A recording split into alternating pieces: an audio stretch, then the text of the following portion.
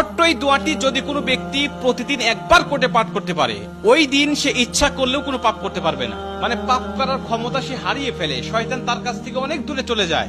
নবীজি বলছেন, যদি কোনো ব্যক্তি এই দোয়াটা মাত্র একবার পাঠ করে, যেদিন সে পাঠ করবে ওই দিন শয়তান চিৎকার করে কাঁদতে থাকে, চিৎকার করে আওয়াজ দিয়ে বলতে থাকে যে আজকে সারাদিন তুই আমার ওয়াসওয়াসা থেকে মুক্ত হয়ে গেলি, আমি ইচ্ছা করেও আজকে তোকে আর ধোঁকা দিতে পারবো না, তুই আজকে আর কোনো পথভ্রষ্টের কাজ করতে পারবি না, তুই সেটা আমার কাছ থেকে মুক্ত হয়ে গেলি।